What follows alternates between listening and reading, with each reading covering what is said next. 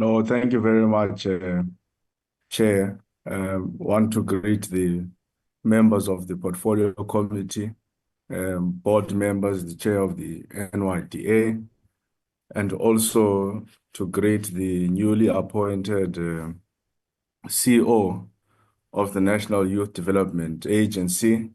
We hope that you are not corrupt, CEO, and that even when the comrades come to you and want to persuade you to do wrong things in the NYDA, that you are not going to ruin your very good track record in as far as your CV is concerned, looked at it, and ruin it because you have been persuaded by comrades to steal from the NYDA, to steal from money which is meant to develop young people in the rural areas, in the townships, and all the cities in South Africa. So we want to wish you well and hope that you are going to maintain that ethical stature, even with the pressure that may come your way. Chair, my big problem with the board of the NYDA, and I think you mentioned this when you opened our meeting, and perhaps I'm just going to make these few remarks, ask very few questions towards the end, and then maybe we'll follow up with the letter. Is that the term of this board ended last year in November. It is now more than 6 months after the term of this current board has ended. This portfolio committee underwent a very important process in the establishment. There's someone whose microphone is on, Chair. This committee went through Just honorable members, please switch off your cameras and your mics if you are not on the platform. Thank you, Honorable Lonzi. No, thank you, Chair. This committee went through a very good and robust process to interview a group of young people who, according to the Act, must now take over from the old board. And we are now approaching July, and there is still no appointment of a new board of the NYDA. And I find that to be extremely problematic to the millions of young people who would have watched those processes, to the millions of young people who would have wanted to see the fresh minds taking over in the NYDA. And it would have been even nicer if these targets and this strategy is presented by the new board, because they are the ones who will be tasked to preside over. We should be asking them to say, now that you are leading this entity, how are you going to ensure that we meet these targets? Because now we're speaking to people who may not even be here in the coming months or two. And we're asking them, how are they going to meet the targets? How are the strategies going to work? Yes, the executive leadership may remain, but the board, which will perform a fiduciary responsibility to oversee this work, may not even be here. So I must register that concern as a member of the portfolio committee, that we do not understand what is causing the delay in the appointment of a new board. Worse, and this is mentioned by Honorable Adonis, and I completely agree with her, the chairperson, the current chairperson of the NYDA, is appointed as the chairperson of the National Skills Authority. She's got a new role in the NSA.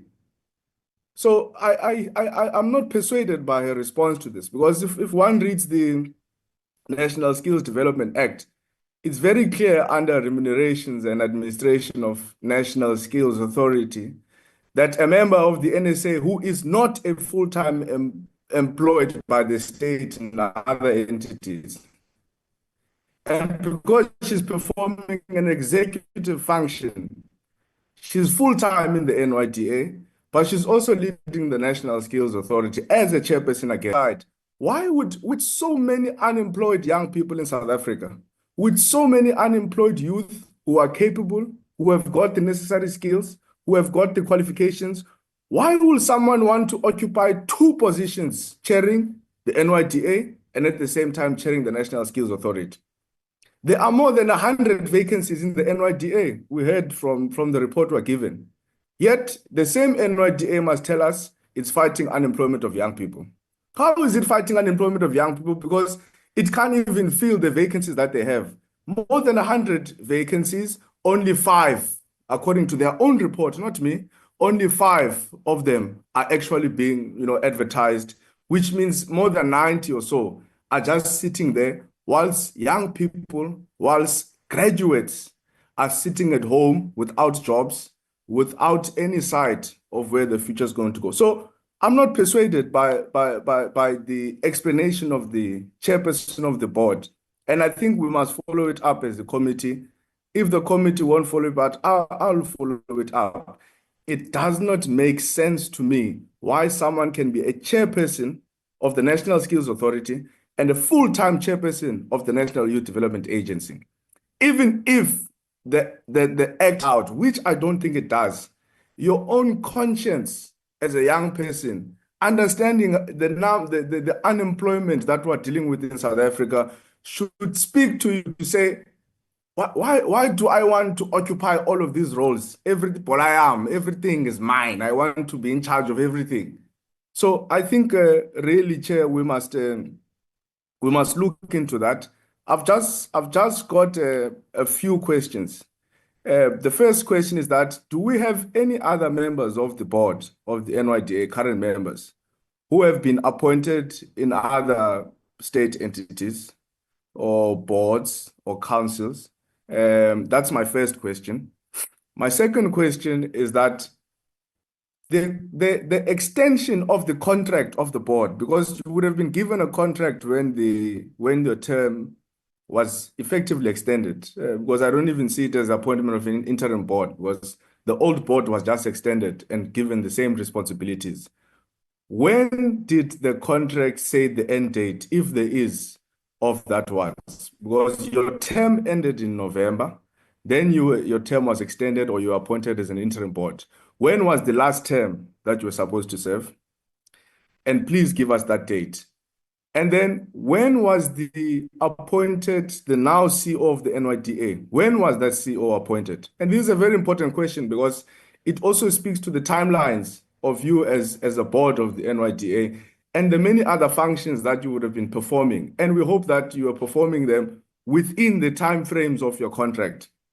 Because we may have a situation here of a board operating outside its designated, contract and how long it was supposed to be serving. So when was the decision of the CEO taken?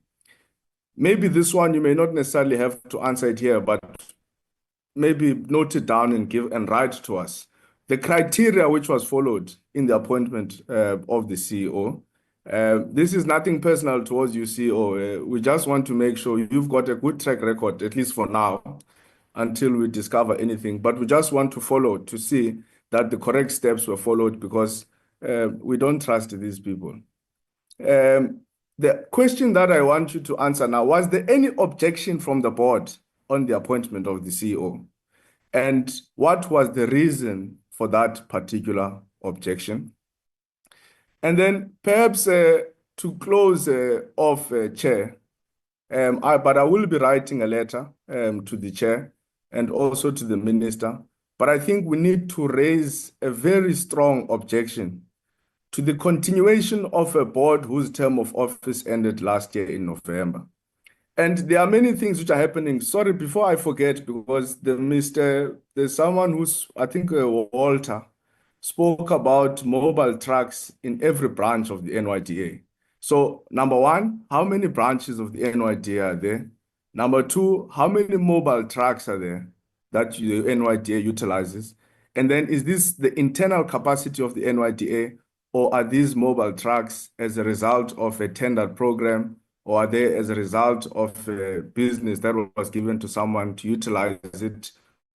Who and what is that particular entity, and how much is the NYDA spending on these so-called mobile trucks, which are represented in all the branches of the National Youth Development Agency? Thank you, Chair. Thank you, Honorable Lonzi.